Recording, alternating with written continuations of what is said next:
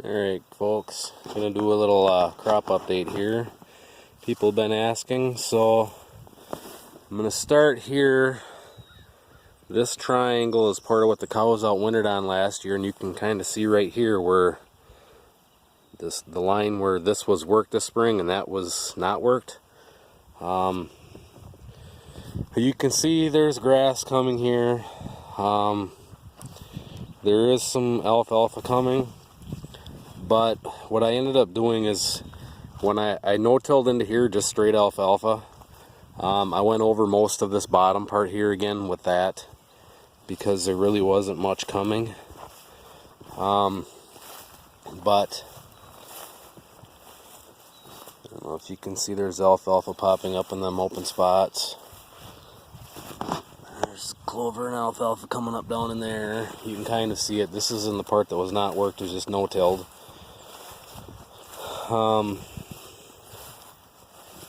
And you can see there's all the spots where I fed a corn stalk bale out here. That's breaking down and grass is starting to pop through it. But this over here, right here, you can see a lot of little alfalfa coming up. You see more alfalfa coming up here in this open spot. More coming up there. The problem is it needs fertilizer. But the issue with that is it keeps raining every other day, and it's not just a light little rain, it's pounding rain. So I haven't put any fertilizer down yet because I'm afraid that the rain is just going to push it down the ground too far too fast, and it's just going to be a waste of money. I mean, if you can just see that light color there, it's really wet in through here, and you can see the corn right there too. It's wet and lacking nitrogen. So I've kind of been just holding off on doing any fertilizer.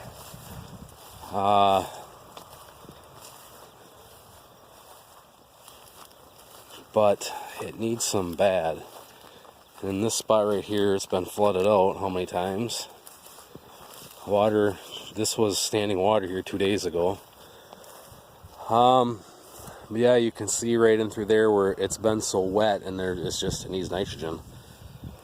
And on the hay ground, I normally do a mix of potash, AMS, which is ammonia sulfate.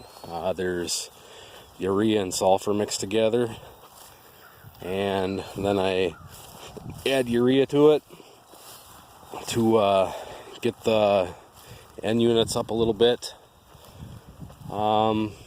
But as you can see here, this corn where it's all lighter yellow in through here, it's really wet and it needs nitrogen, which is the same with the grass over here.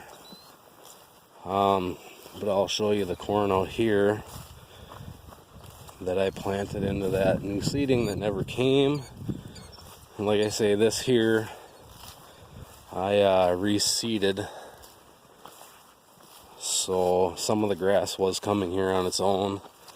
A lot of this other grass is just native grass that comes on its own, which I can't remember if it's big blue stem. I don't know, the cows eat it, but it's not something I planted. And I don't know what these carrot looking weeds are, but these are coming thick in all this new seeding. And here you can see there's more alfalfa coming. Smaller stuff down in there. So there is hope for it. Like I say, it needs fertilizer. There's actually, if you look here, most of you will know what that is. When I threw the seed in the drill, there were still some soybeans in there, so there's some soybeans growing out here too. So here you can see rows of alfalfa coming out. This, like I say, I no-tilled it back into it, and it's got to be when I worked the ground that the seed got in the ground too far. Then with all that rain, it just filled the seed trenches up too much, and they couldn't grow because after I no-tilled it, after the ground was basically hard again, Under this we've got stuff that's already going to seed, which is fine by me because all this seed, see it right in here, all these weeds, all that seed that's on those plants, once I finally cut it, that will just add more seed to the soil and make this hayfield thicker next year. In this back here, this is growing back nice after I cut it. I wanted to haul manure out here, but it keeps raining, like I say, and now I'm afraid to drive on with a tractor manure spreader because it's, you know, I'm afraid that it might slow the grass down actually by getting manure on it now. So what I'm kind of thinking is hopefully this next coming week I can top dress, or whatever you want to call it, broadcast urea on my corn, and I'm probably going to hit down this new seeding with that too, just to kind of give it a boost of nitrogen. But this corn back here, you can see it's growing. It needs fertilizer. You can see it's a little bit light. It's in desperate need of some nitrogen. It's kind of growing on what it can scavenge out of the ground right now from the cows out wintering here. But it is, I don't know how everybody measures their corn different, but well, if I pull it up, it's knee high. It's not knee high, it's shin high. So it's getting there. But like I say, it's in desperate need of a shot of nitrogen, and I just use broadcast spinner spreader and just come out here and top dress it. So I just use urea. I shoot for around 200 pounds to the acre, which are 250 pounds to the acre. I usually try to do it in 2 applications, 125 pounds per application, which 100 pounds is 46 pounds of actual N. I got a piece of shale out here to pick up. But it is coming. Like I say, it's definitely needs some nitrogen added to it. And you can see the ground is, we've got good moisture right now. A couple weeks ago it didn't look that nice. But I need to spray again. Like this back here, not so much. But that no-till into that sod, that needs to be sprayed. And it just, when it's not raining, the wind is blowing 20 miles an hour. And like right now it says 6 mile an hour winds. But it could rain at any minute. And honestly, I like to have at least an hour after spraying before it sees any rain to make sure that the herbicide dries on the leaf of the plant. So I don't know, I haven't been able to spray. And this field that we cut the hay off of isn't so bad, but that front cornfield, when I sprayed it, that stuff was 2-3 feet tall, and it killed the majority of it, but it needs to be sprayed again. And I just, like I say, I can't get to it. I mean, I'm trying to kind of block the microphone a little bit on my phone because I'm sure the phone is just picking up wind noise. But you can see there's some weeds starting to pop back up in here. But this field would be fine until it's knee high. I normally try to do my last spray and my last side dress of fertilizer when it's knee high, because that's about the last I get a tractor through it before you're starting to tip plants over. So that's what that corn is looking like. That was the field that we tried new seeding, didn't work, then we put the corn in it. And then this is the field that we cut the hay off of. And Then I no-tilled corn into it. This bottom down here obviously was worked up. You can see that. I've got some spots that nothing's coming. I've got other spots that deer have the corn chewed down to the ground. So, biggest issue I was having is my corn planter. My markers keep lifting my corn planter up off the ground. So before next year I need to add some weight to the corn planter. Not sure exactly how I'm going to do that yet. But you can see this corn here. It's coming, but it needs nitrogen bad because obviously we cut hay and the grass started to grow back, and that pretty much used up any nitrogen that was in the ground. And they say I've got thin spots. That's from the markers lifting the corn planter up. Just wasn't getting the seed in the ground very good. So next year we got to add some weight to it. And then a couple years ago, I extended my markers so they would, instead of being in the center, they would reach over and I'd drive on it with the front tire of the tractor. Ever since I shortened them, which was last spring, I've had this issue. So, once I got back down to here, I lengthened them. And then it seemed to be a little bit better, but I still could use some weight on the planter.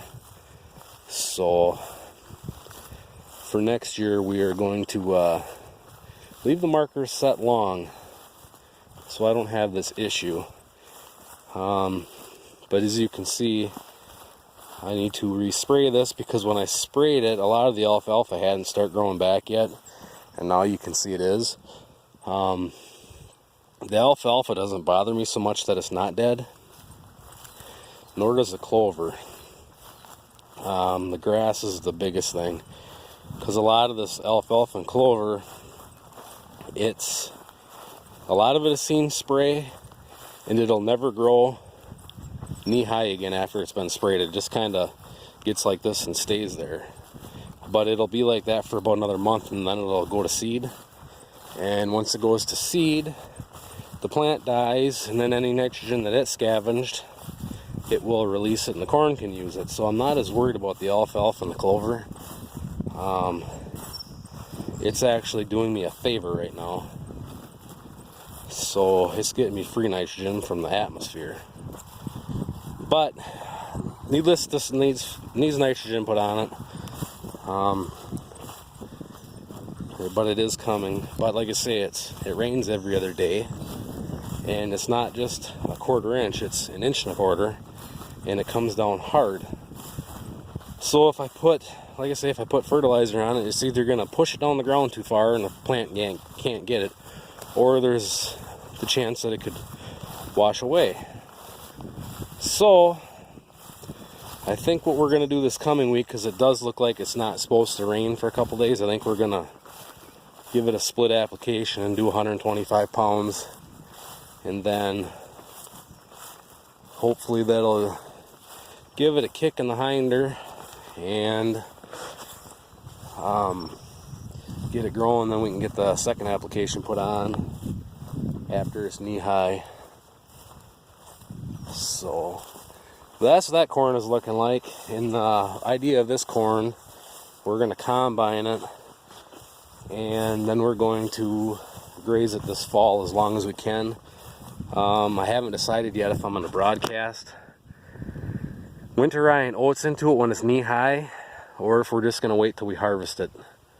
I might do a test strip, or a couple of strips as a test, and see how it does, and then where I put the cover crops underneath it, I might give it a little extra nitrogen to try and make up for what the grass potentially robbed from the corn.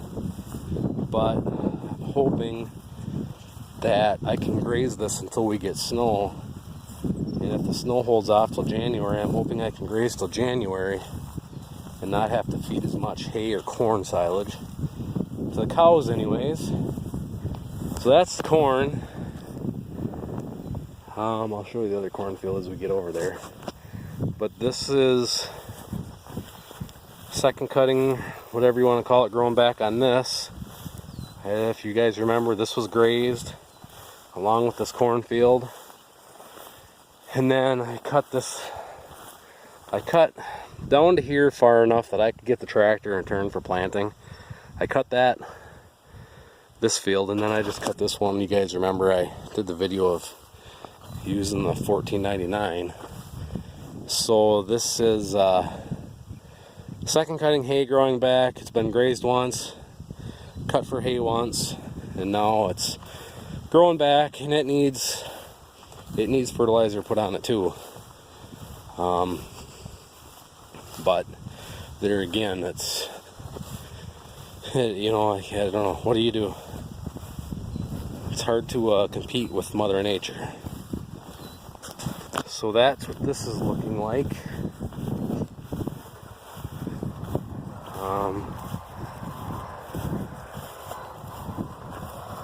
Some of this alfalfa really grew back fast and is already in bloom. But it's really hard to see in there. That corn is actually coming really good. It's just the grass. I got most of the grass the first pass. The alfalfa usually needs a lot stronger mix of Roundup than the grass does. And I didn't mix it very strong because I knew I was going to have to spray it twice, so I didn't want to spend the money the first time on the main burn down. Once I come back through, we're going to hit it with a stronger dose of Roundup. But you can see that corn in there, most of it is just as tall as that backfield that we planted into that field that we tried new seeding. I jumped the fence, but it's on. And I know that on the tester is reading 10.3. That'll make it squeal. But this grass is coming back nice. But I do want to fertilize when I fertilize that stuff up front there. So yeah, that's what the corn and the hay is looking like. That field up there, that hay is coming back nice. I wish I could afford to put the fertilizer on that the big guys do, where they cut hay every 29 days. But I can't afford that. At least not this year. And I don't know if you can get grass to grow that fast. These guys are all growing straight alfalfa. I don't know if you can get grass to grow fast enough that you can get 1.5 tons, 2 tons of the acre every 29 days or not. So, but it is coming back. It'd be better if there was more alfalfa in it, and it's been in sod now for 8 years. I think this is the 8th year. Because this originally, right to where they split between the corn and the hay, this was in pasture for 5 years. I had in a program. So, like I say, it's been in sod for all of 8. And the water on this, I've never seen water in it like this. It's normally dried up by now and not an issue, so we've been finding rocks everywhere we can to put in it to have some kind of base to drive through. Yeah, it's crazy the amount of water that's coming down that waterway. I've been here for 14 years, and this is the first year that it's run continuous. Last year it ran for a month or two and then it stopped. But yeah, you can see this corn. What you can see above the grass, it's there. It needs to be sprayed, and I just can't get her done. So this hopefully we can get this sprayed this week, and then get nitrogen put on it, and she should be good to roll. So anyways, guys, it's just a little update on the corn and the hay. We'll try and make an update on the beans here another day or two. I got to get them sprayed again too. So The stuff that I cut the winter eye off in that field up there, there's really no weeds in there at all. So that one I don't really need to spray, with the one over in the rental ground, the grass is just, it looks like this field. So we need to spray that again. And this time around spring it should carry her through for the year. So anyways, that's just a little quick update how things are looking here. Plenty of moisture, plenty of wind. So anyways, any comments, questions, leave them in the comment section below. Hit the thumbs up if you like this video. Subscribe if you haven't. Stay tuned for more. And as always, I'll see you guys on the next one.